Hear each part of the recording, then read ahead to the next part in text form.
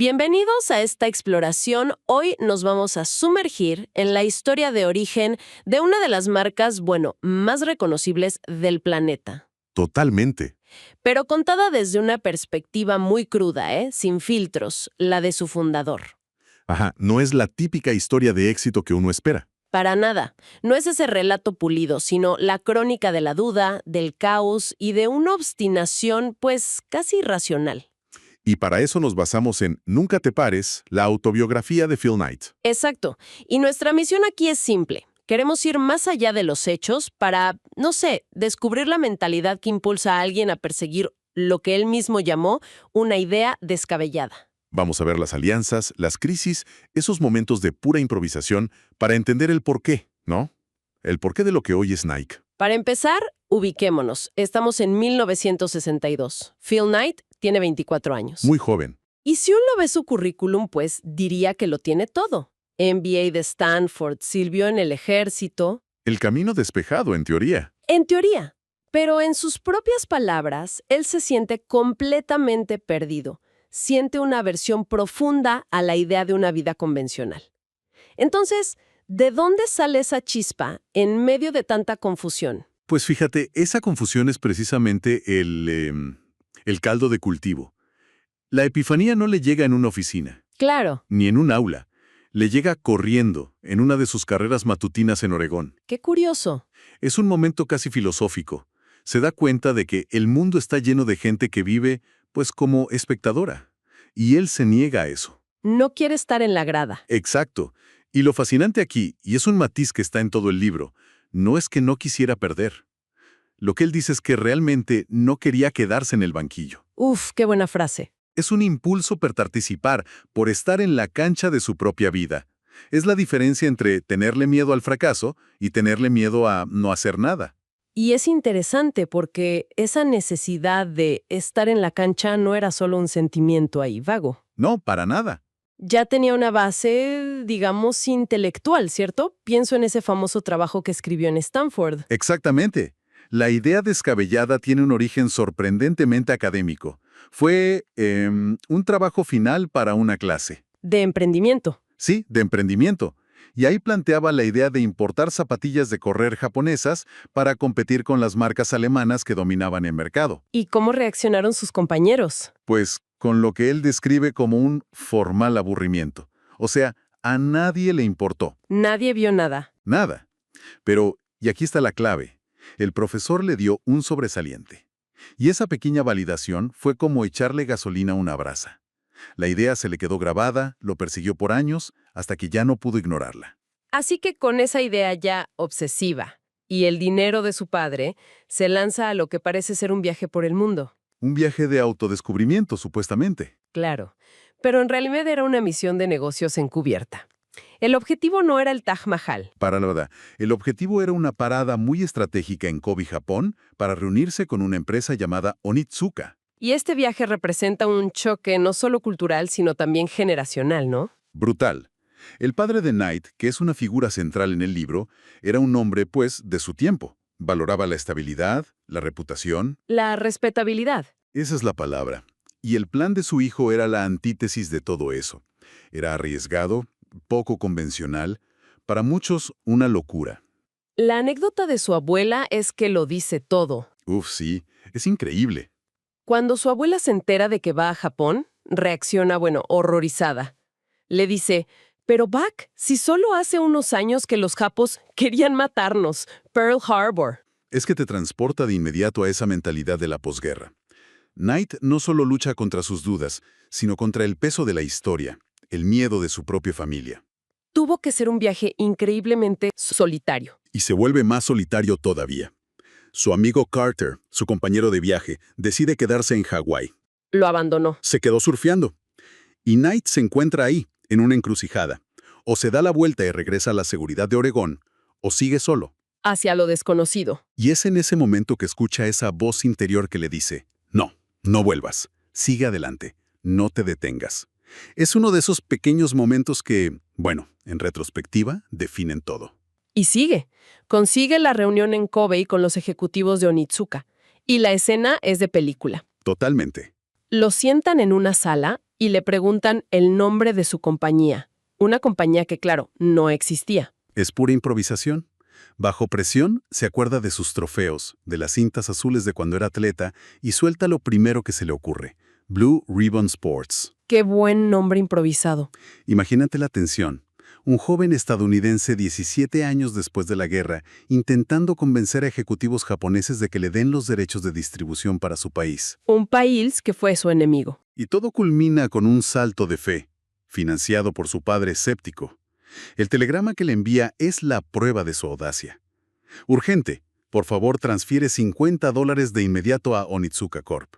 Se lo jugó todo. Después de esa audacia en Japón, vuelve a casa y se enfrenta a lo que para muchos emprendedores es, bueno, lo más difícil: la espera. El silencio. ¿Qué nos dice ese periodo sobre él? Nos dice que la perseverancia no es solo actuar, sino también aguantar la incertidumbre. Pasan meses. No hay noticias, no hay zapatillas. Empieza a pensar que lo estafaron. Claro, lo normal. Y justo cuando está por rendirse, llega una caja de Japón. Adentro, los primeros 12 pares de zapatillas Tiger. Su reacción lo dice todo.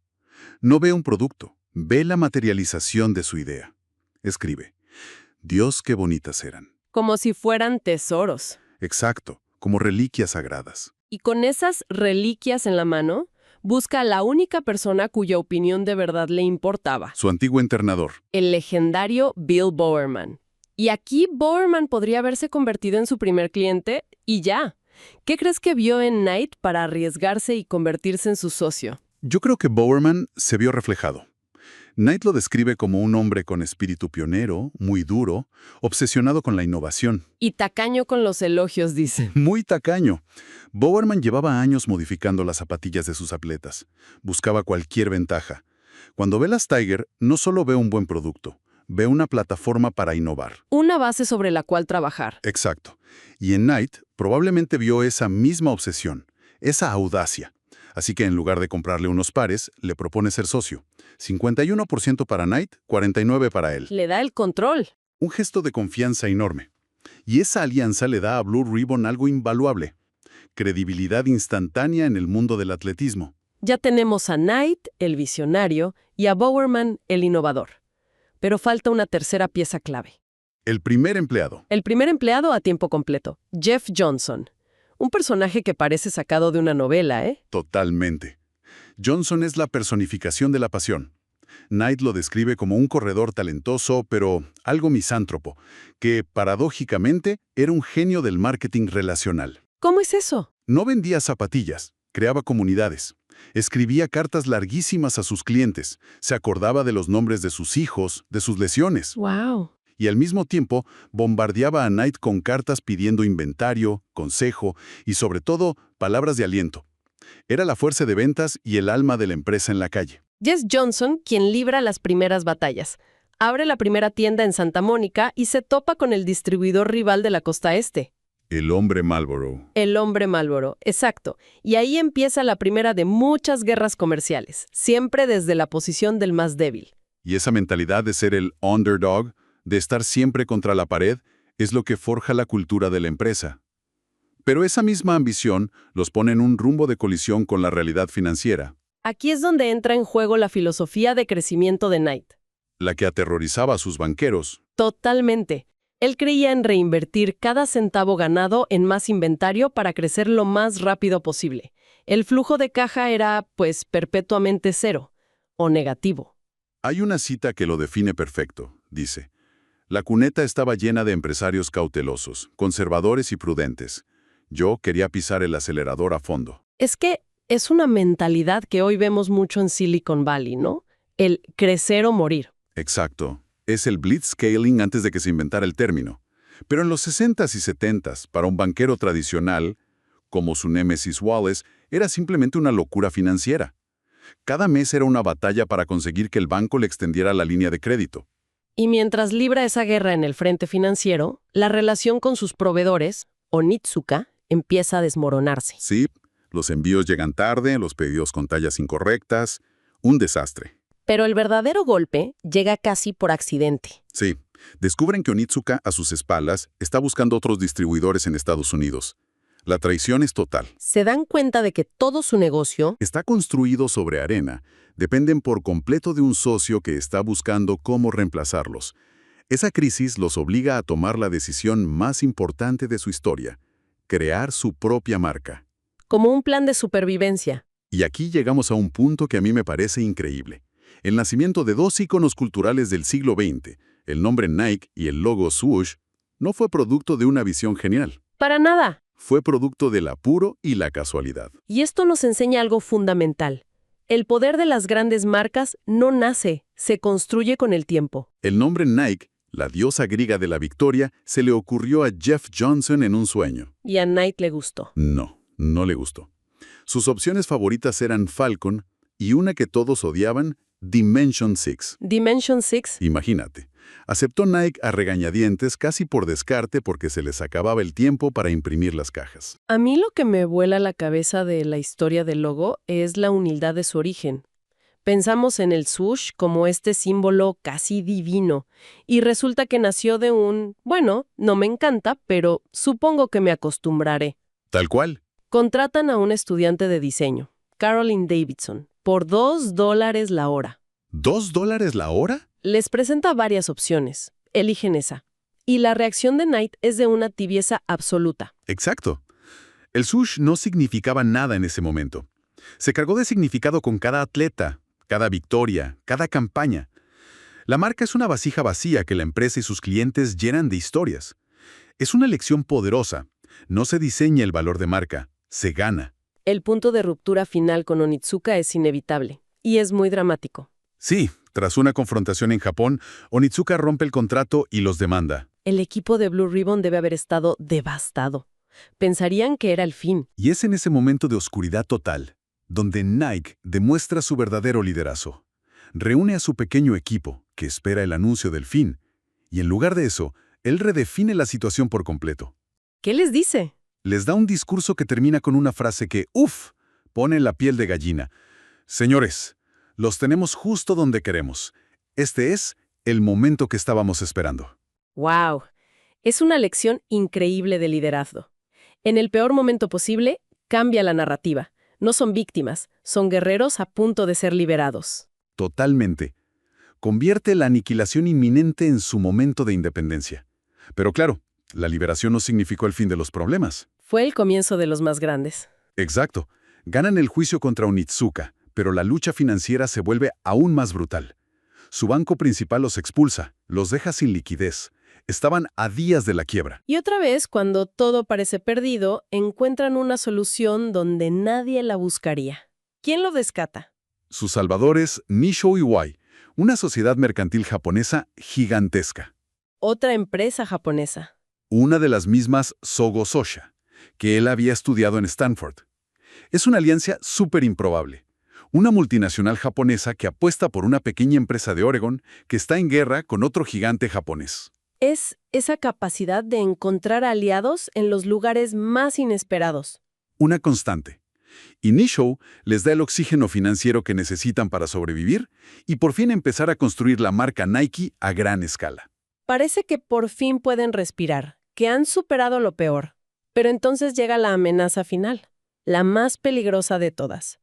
Y no viene de un competidor. Ni de un banco. Viene del propio gobierno de Estados Unidos. Así es. Sus competidores como Converse y Keds ven el crecimiento de Nike y deciden usar la burocracia como un arma. ¿Qué hacen? Desempolvan una ley proteccionista muy arcaica y los acusan de dumping. El resultado es una factura inesperada del tío Sam. ¿De cuánto? $25 millones en aranceles retroactivos. Una cantidad que, de nuevo, los habría aniquilado por completo. Y esta crisis es la que finalmente los empuja a tomar la decisión que Nike siempre quiso evitar: sacar la empresa a bolsa. ¿Por qué le repelía tanto esa idea? Porque para él, la empresa no era una entidad financiera. Era, y cito, una banda de hermanos.